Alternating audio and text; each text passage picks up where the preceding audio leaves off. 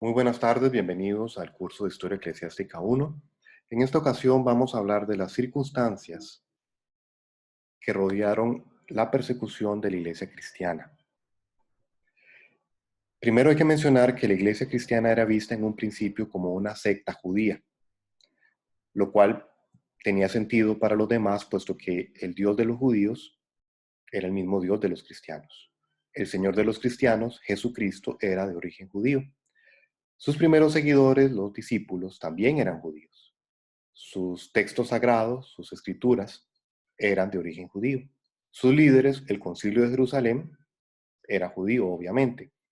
E incluso el día en que se reunían para adorar, era el mismo día que los judíos se reunían para adorar a Dios. De manera que en la mente de muchísima gente, las autoridades romanas, por ejemplo, el cristianismo no era más que una secta herética del judaísmo, una división del judaísmo. Un ejemplo de esta confusión es la ejecución de Flavio Clemente y el destierro de Domitila, su esposa, porque aunque ambos eran parientes del emperador Domiciano, de todas maneras sufrieron estos castigos. Y además de acusarlos de ateísmo, también se les señala por tener costumbres judías. Esto a pesar de que ellos eran simpatizantes del cristianismo. De manera que ejemplifica muy bien esta confusión que hubo durante mucho tiempo entre cristianismo y judaísmo. ¿Por qué se perseguía a los cristianos? ¿Cuáles eran las acusaciones? Bueno, hay que separar las acusaciones populares de las acusaciones formales. El pueblo, la gente en común, acusaba a los cristianos de ateísmo. Esto nos puede parecer o sonar un poco absurdo, puesto que obviamente los cristianos eran creyentes en Dios. Pero para los paganos, el rechazar a los dioses romanos, griegos y demás era sinónimo de ateísmo. También se les acusaba de practicar orgías. Y esto tiene que ver con lo que el Nuevo Testamento llama ágapes, que eran reuniones simplemente en las que los creyentes compartían los alimentos. Recordemos que habían creyentes muy pobres, otros con más recursos, y esta era una manera de ayudarse mutuamente. Además, entre sí se trataban de hermano, hermana, y obviamente había matrimonios. Así que a los no creyentes les sonaba extraño que hubiera hermanos, hermanas casados, de manera que consideraban que estas reuniones a las que solo podían asistir los cristianos eran reuniones para practicar, para prácticas indebidas. También se les acusaba de canibalismo. Y esto tiene que ver con la expresión que se usaba de comer el cuerpo de Cristo o beber la sangre de Cristo, relacionado con esta ceremonia conmemorativa. También se les acusó incluso de comer niños. Por supuesto, todas estas eran acusaciones absurdas, pero circulaban entre el pueblo. Tenemos aquí, por ejemplo, un grafiti.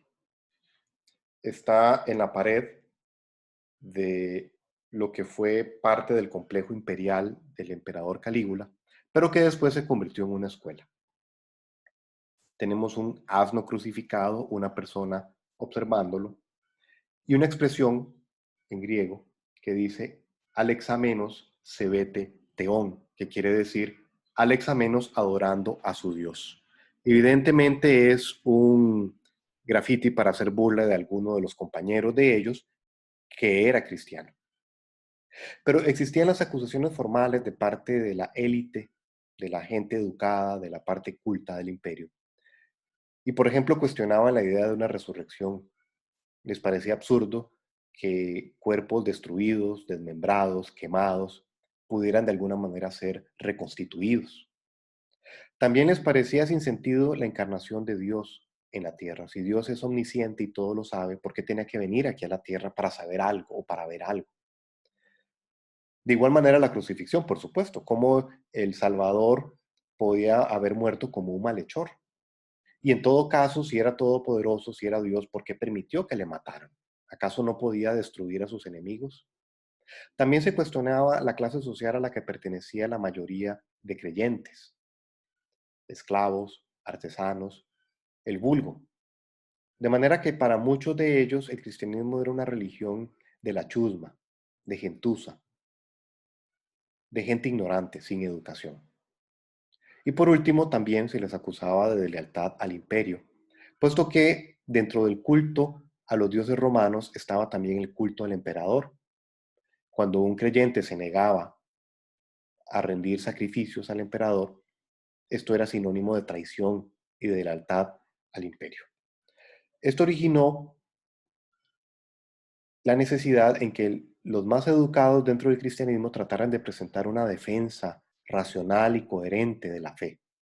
Esto se conoce como apologías, defensas. Y tenemos aquí una lista de apologistas y de documentos escritos. El primero del que tenemos noticia es el discurso a Diogneto, no conocemos su autor, pero de los otros conocemos autores, aunque no siempre sus textos tuvieron nombres, como por ejemplo el de Aristides. Justino Mártir escribió al menos 2 apologías, aunque no con un nombre específico. De hecho, vale la pena subrayar que Justino Mártir intentó desarrollar su apología encontrando coincidencias con el pensamiento griego, es decir, tratando de demostrar que dentro de las doctrinas cristianas había ideas que también habían sido sostenidas por griegos, por filósofos griegos. Bien, les invito a hacer la lectura correspondiente y profundizar más en este tema de las persecuciones para que puedan participar del respectivo foro. Feliz tarde.